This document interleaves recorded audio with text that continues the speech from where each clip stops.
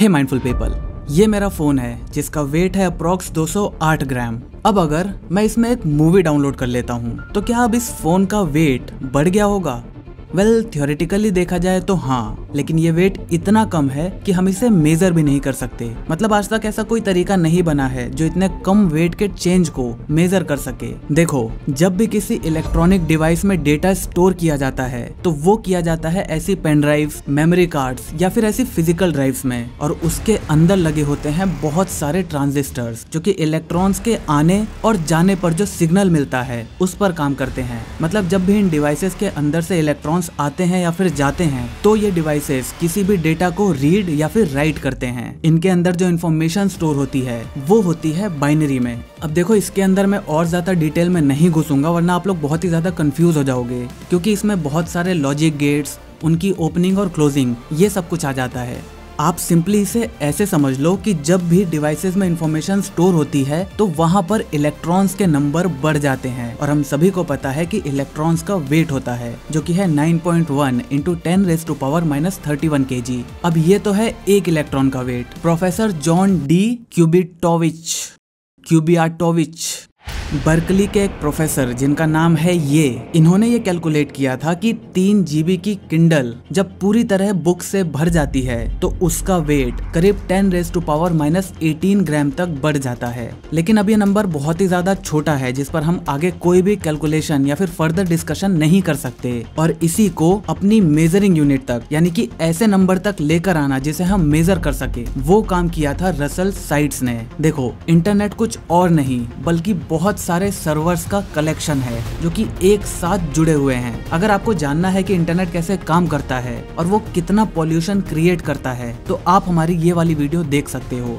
Russell ने अंदाजा लगाया था कि दुनिया में टोटल करीब 75 से 100 मिलियन सर्वर्स हो सकते हैं। वेल, अब ये नंबर ऑब्वियसली बढ़ गया होगा क्योंकि उन्होंने जो कैलकुलेशन करी थी वो करी थी 2006 में, और अब इंटरनेट कितना आगे पहुंच चुका है ये हम सब जानते हैं। लेकिन अब क्योंकि इसके बाद कोई भी दूसरी स्टडी इस पर नहीं की गई है तो आप इसी कैलकुलेशन को ध्यान में रखना और खुद आज इंटरनेट का वेट क्या हो सकता है ये अंदाजा लगाने की कोशिश करना। 2006 में रसल के अकॉर्डिंग दुनिया में करीब 75 से 100 मिलियन सर्वर्स थे, और उन सभी को काम करने के लिए करीब 40 बिलियन वॉट इलेक्ट्रिसिटी की जरूरत पड़ती थी। और हम सब जानते हैं कि करंट कुछ और नहीं बल्कि सिर्फ मोशन ऑफ इलेक्ट्रॉन्स है। जब इलेक्ट्रॉन्स किसी वायर में एक ही डायरेक्शन में मूव करते हैं तभी उसमें करंट बहता है। अब इसकी मदद से जब हमें ये पता चल गया कि इंटरनेट को चलाने के लिए हमें टोटल कितनी इलेक्ट्रिसिटी की जरूरत है और उतनी इलेक्ट्रिसिटी में कितने इलेक्ट्रॉन्स पार्टिसिपेट करेंगे, तो इस इंफॉर्मेशन से हम इंटरनेट के टोटल वेट का अंदाजा लगा सकते हैं। और कैलकुलेट करने पर रसल ने बताया कि total weight of internet is around 50 grams. मतलब पूरे इंटरनेट पर करीब 50 ग्राम इलेक्ट्रॉन्स मूव कर रहे हैं। एक इलेक्ट्रॉन का वेट होता है इतना, तो सोचो 50 ग्राम इलेक्ट्रॉन्स में कितने सारे इलेक्ट्रॉन्स होंगे। तो यहाँ तक की बात आपको समझ में आ गई। अब आते हैं हम अपने सबसे मजेदार पार्ट पर। आपको ये बात शायद पहले से ही पता होगी कि इंटरनेट का वेट है 50 ग्राम। इसमें कोई नई बात नहीं है। इंटरनेट पर आपको बहुत सारी जगहों पर यही चीज लिखी मिलेगी, लेकिन मैंने अभी अभी आपको बताया कि ये वेट उन इलेक्ट्रॉन्स का है जितनी बिजली हमें इंटरनेट को चलाने के लिए चाहिए। मतलब इंटरनेट बिजली से चलता है और बिजली is nothing but the motion of electrons. तो टोटल 50 ग्राम इलेक्ट्रॉन्स मूव कर रहे हैं, तो उससे जितनी इलेक्ट्रिसिटी बन रही है वो टोटल इंटरनेट को चलाने के लिए उतनी बिजली इस्तेमाल हो रही है। लेकिन ये बात तो हुई बिजली की, कि एक्चुअल इंटरनेट का वेट क्या है। मतलब आपके डेटा का वेट क्या है जो इंटरनेट पर मौजूद है। मैंने ये वीडियो पोस्ट करी, इसका वेट क्या है। आपने कोई ईमेल भेजा या फिर व्हाट्सएप पर कोई फोटो या वीडियो शेयर करी, उसका वेट कितना है। असली मजेदार सवाल ये है, जब भी आप कोई एवरेज साइज ईमेल जिसमें सिर्फ टेक्स्ट हो, कोई भी फोटो या वीडियो अटैच ना हो, उस ईमेल को रिसीव करने वाले कंप्यूटर या मोबाइल में करीब 8 मिलियन इलेक्ट्रॉन्स बढ़ जाते हैं। लेकिन इंटरनेट पर सिर्फ एक ही ईमेल तो नहीं है, और ना ही केवल आपकी फोटोज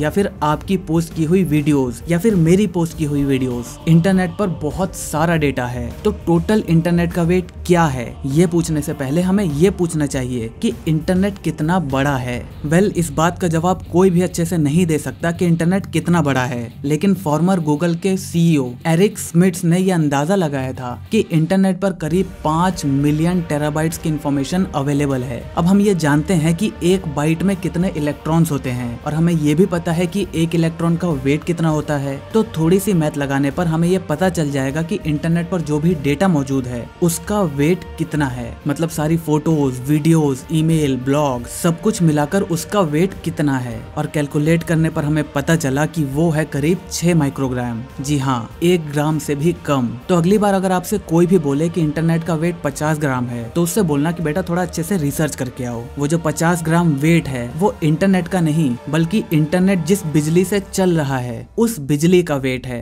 अगर हम इंटरनेट पर मौजूद सारे डेटा की बात करें तो उसका वेट है 6 माइक्रोग्राम। ऑल्सो आपको ये बात ध्यान रखनी चाहिए कि ये सारी कैलकुलेशन आज से 10 से 11 साल पहले की गई थी। तो अब अगर हम अंदाजा लगाएं तो मेरी थोड़ी बहुत कैलकुलेशन के हिसाब से अगर देखें तो आज हम करीब 55.2 ग्राम्स इलेक्ट्रिसिटी यूज करते हैं इंटरनेट को चलाने के लिए। और अगर इंटरनेट पर टोटल डेटा की बात करें तो वो है आज करीब 16 माइक्रोग्राम।